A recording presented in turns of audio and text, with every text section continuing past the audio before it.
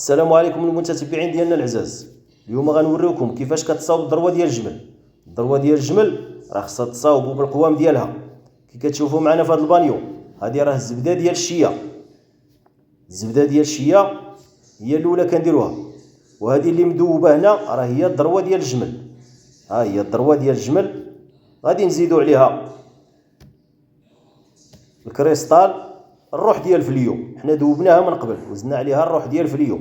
وهذه هي اللي كتشوفوا معايا، هذه الزبده ديال الشيا. غادي نحطوا عليها الحبه ديال البركه، الحبه السوداء خوتي. غادي نحطوها ونغربلوها مزيان. هانتوما خوتي كي كتشوفوا معنا غادي نغربلوها مزيان. وهذه راه الزبده ديال الشيا كي كتشوفوا معنا في البانيو. هذه راه كما قلت لكم الزبده ديال الشيا. منين كنغربلوا هاد الحبات البركه، الحبه السوداء، غادي نزيدوا عليها سكينجبير وغنغربلوه حتى هو مزيان.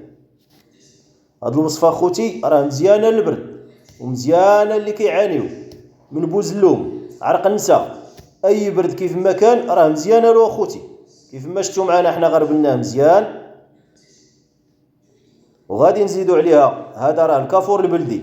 سمعوا معايا خوتي مزيان، هذا قلنا الكافور البلدي. دير الكافور البلدي اللي غادي دير، غادي نديروه نطحنوه مزيان حتى يولي بودر. والاخوان ما تنساوش ديروا معنا واحد المتابعه وواحد البارطاج، راه بزاف ديال الناس مساكن كيعانيو وخصهم الوصفات توصلهم. تعاونوا معنا الاخوان، ديروا بارطاج باش توصل الفائده للناس.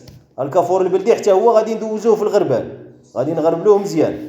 وداك الشيء اللي كيشاط، داك التخت اللي ما خدامش، راه حنا غنحيدوه.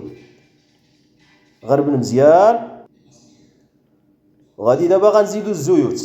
هذه هي زيت اللبان. زيت اللبان حتى هي غنكبوها، غنكبو كلشي في هذا البانيو هذا ونخلطوه مزيان. من بعد منها غادي نوليو نزيدو الزيت ديال الكاليبتوس. احنا درنا زيت الكاليبتوس، نوليو نزيدو عليها الزيت ديال الزعتر البري. عقلوا معايا، زيت الزعتر البري غنكبوه حتى هو هنايا.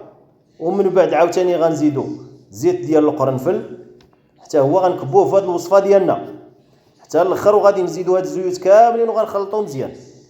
ومن بعد من هاد الزيوت كاملين غادي نوليو نزيدو الزيت البلديه. الزيت البلديه زيت الزيتون نكبوها حتى هي نفس القياس ديال دوك الزيوت اللي كبوينا في الاول صافي. ومن بعد غنجيبو الطراب ديالنا ونخلطو مزيان ديك المكونات حتى يتجانسوا بعضياتهم. ما تنساوش الخوت البارطاج، راه شحال من واحد مسكين كيعاني، وإلا وصلاتو هاد الوصفه هادي راه باذن الله ربي غادي يشافيه ويعافيه، وانت غتكون انت سبب في الخير. من بعد هادشي كامل الاخوان، ملي كنخلطوا هاد المكونات ديالنا مزيان، دابا عاد غنرجعوا للذروه ديال الجمل.